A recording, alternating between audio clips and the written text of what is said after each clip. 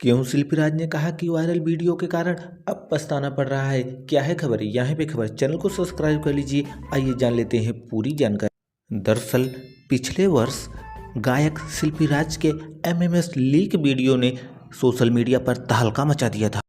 इस वीडियो में विजय चौहान नाम के व्यक्ति के साथ एक महिला आपत्तिजनक स्थिति में दिखाई दे रही थी। अब जब शिल्पी राज से वायरल वीडियो एमएमएस लीक के बारे में पूछा गया तो शिल्पी राज ने कहा कि उस वायरल वीडियो में उनका चेहरा नहीं है बल्कि कोई दूसरी लड़की है। हालांकि तब शिल्पी राज ने कहा था कि इस वीडियो को वायरल न किया जाए, इससे उनकी छवि को नुकसान पहुंच रहा है। हालांकि उस अगर विवाद को छोड़ दिया जाए तो शिल्पी राज अपने साथ के सिंगरों से काफ़ी आगे निकल चुकी हैं और एक अलग मुकाम भोजपुरी सिंगिंग में हासिल कर चुकी हैं। आज आलम यह है कि उनके रोज गाने रिलीज हो रहे हैं और हर एक सिंगर के साथ उन्होंने गाना गा लिया है। दोस्तों, जानकारी अच्छी लगी हो तो एक लाइक करिए, चैनल को सब्सक्राइब करिए, करिए इंतजार, क्योंकि हमें भोजपुरी के बाहर